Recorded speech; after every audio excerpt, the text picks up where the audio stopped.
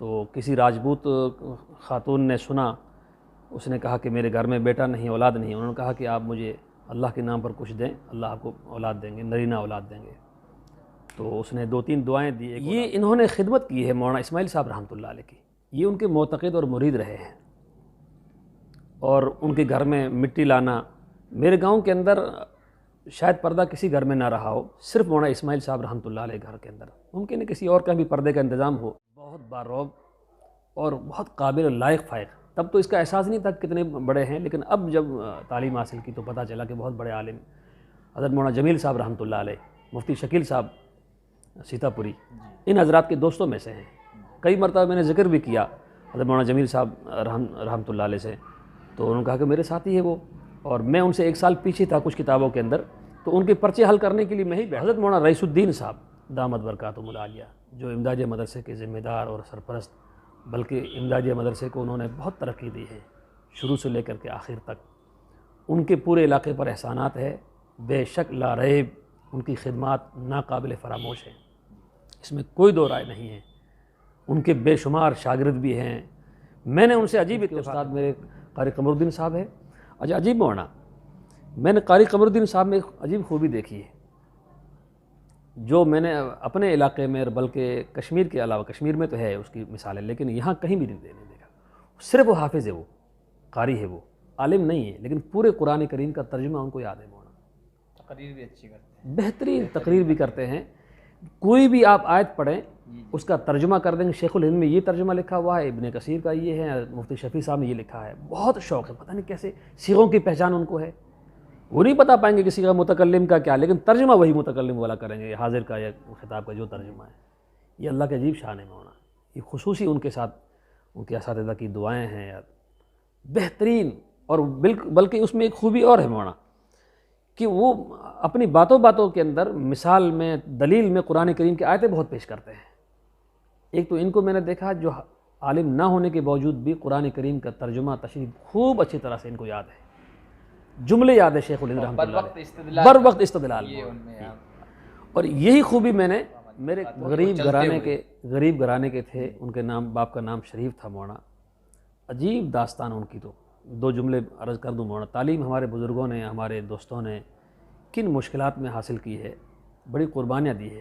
ان کے والد صاحب بڑی مشکل سے کہیں قرض لے کر کے ان کو اتنا پیسہ دے پاتے تھے جس سے وہ سال بھر کا صابن وغیرہ، اپنی ضرورت کی چیز جو واجبی ہے وہ لے سکے. تو گھیرا لگا ہوا تھا، سب لوگ ان کو دیکھ رہے ہیں، بالکل آخری وقت ہے. تو انہوں نے میری طرف نظر کی، ایسے کہا کہ بیٹے کس کے بیٹے ہو؟ میں نے کہا میں اپنی ماں کا نام بتایا کہ میں آمنہ کا.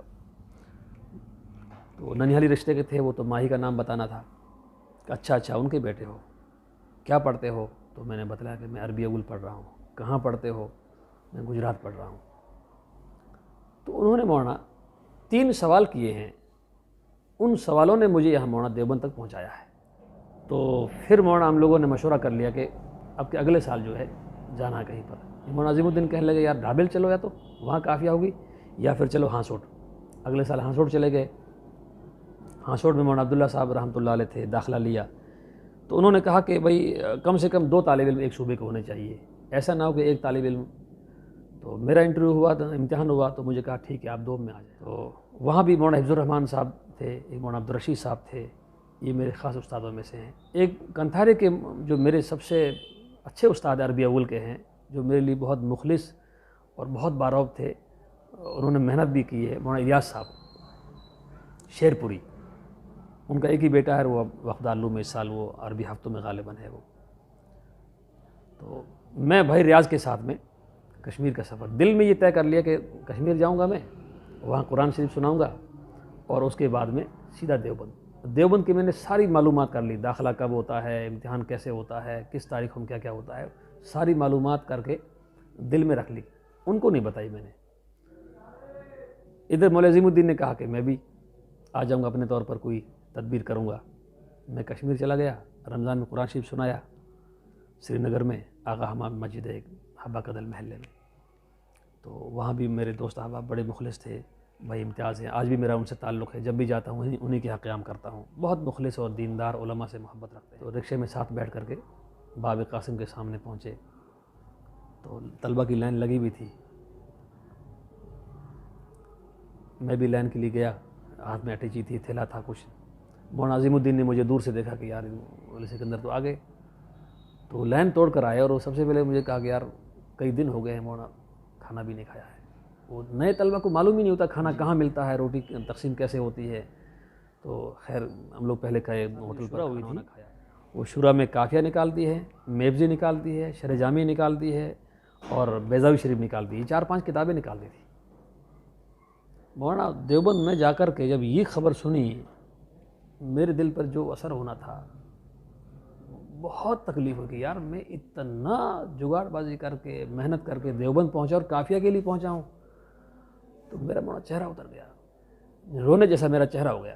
اب میں کیا کروں, کہاں جاؤں, اب امتحان دوں تو کیا اثر پڑا. انہوں نے 15-20 منٹ ایسی نصیحتیں کی امتحان لینے کے بعد میں کہ آپ لوگ عجیب ہیں کہ یہاں پڑھنے کے لیے آئے ہیں اور داخلہ ہو گیا ہے, اب 1-1.5 مہینہ پورا ہوا نہیں اور پھر گھر جا رہے ہیں, اور کتاب یاد نہیں. مقصد کیا ہے؟ مولوی صاحب میرے دل میں اتنی اہمیت بیٹھ گئی, میں نے کہا گھر جانا ہی نہیں. جب تک کتاب نہیں سمجھیں گے, یاد نہیں ہو, گھر نہیں جائیں گے. ریزرویشن کی وہ کاپیاں جو ملتی ہیں, وہ فارم وہ مل چکا تھا. میں سب سے پہلے وہاں درسگاہ سے نکلنے کے بعد چھٹی کی ٹائم کمرے پہ گیا اور اپنا فارم جو تھا وہ پھاڑ کر کے میں نے ڈال دیا. میں نے گھر جانا ہی نہیں, فارم رہے گا تو پھر درسگاہ میں سب سے پہلے جانا, طلبہ کے آنے سے بہت پہلے, اور اپنا جھاڑو لے کر آتا تھا. اس زمانے میں جھاڑو 2-4 روپے کا ملتا تھا. درسگاہ کی صفائی ملازم رکھا ہوا تھا, ملازم کو یہ نہیں معلوم تھا کہ صفائی کون کرتا ہے. کبھی کبھار کسی نے دیکھ لیا ہوگا, ورنہ اپنے ساتھیوں کے علم میں بات نہیں آتی تھی کہ صفائی کون کرتا ہے. تو میں درسگاہ کی صفائی سب سے پہلے, اور دعا بھی کرتا تھا. تو پھر اللہ نے عربی سوم میں بھی پھر پوزیشن بھی آئی اس زمانے میں, اچھے نمبرات. اور میں ایک تحدیث النعمہ شاید طلبہ کے لیے مفید ہو, اور میں نے عمل کیا, اللہ نے کرایا عمل مولانا, اور یہ اکابر کی, اساتذہ کی, والدین کی دعائیں رہی.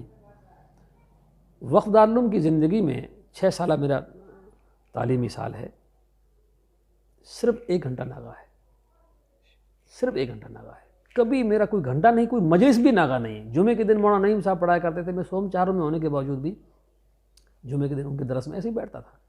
یہاں کیا کرنا ہے, کوئی اور کاروبار نہیں دیوبند میں, کوئی اور مشغلہ نہیں, کوئی اور مقصد نہیں ہے. دیوبند میں رہتے ہوئے اپنے مقصد کو کبھی نہیں بھولا مولانا.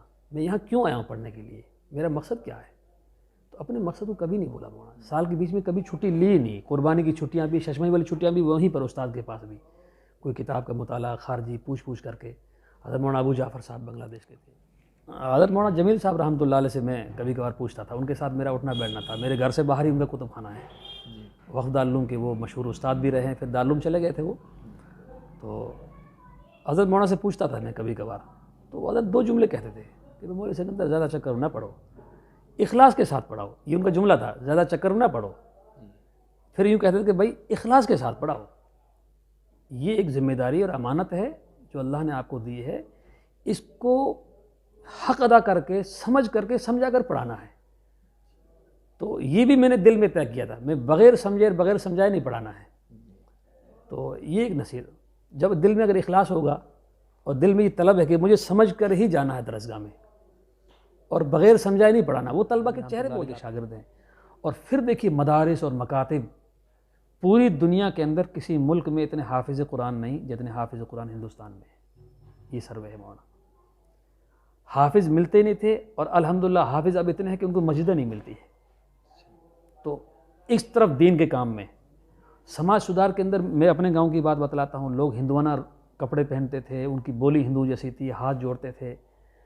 جماعت کی لائن نے جو چلتا پھرتا مدرسہ ہے, اس میں بھی کوئی شک نہیں کہ جماعت کی لائن سے جو کام ہوا ہے مولانا, پوری دنیا کے اندر ایسی کارگزاریاں ہیں جن کارگزاریوں کو سن کر کے اسلام اور ایمان تازہ ہوتا ہے. بس بات صرف یہ ہے کہ ہمیں جوان علماء کو, جوان فضلاء کو اپنے ان موجودہ جو اساتذہ اکابر ہے ان کی عظمت بیٹھانی ہے,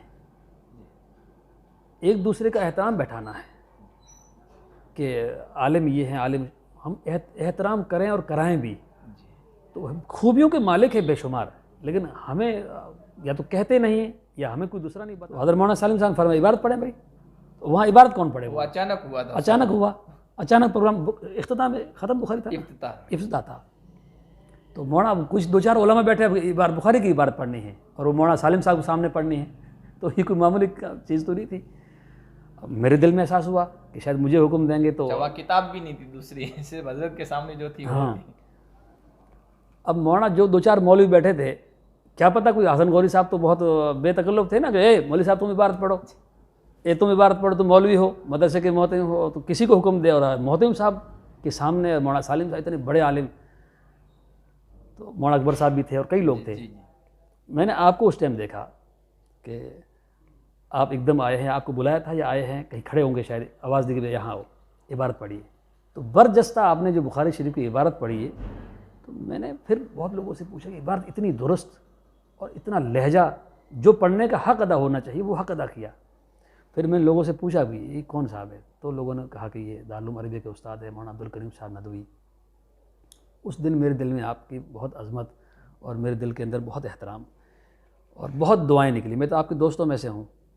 اور دوسری خوشی مجھے مولانا، ویسے تو آپ کی تدریسی خدمت یہ ہے مولانا دین ہے، اور ہمارے طلباء علماء جو ہیں اپنے اساتذہ سے جڑیں، مشورے سے کام کریں، اخلاص کے ساتھ کام کریں، اور دین کی جو خدمت جس کو جو حصے میں آئی ہے اس کی قدر کریں مولانا۔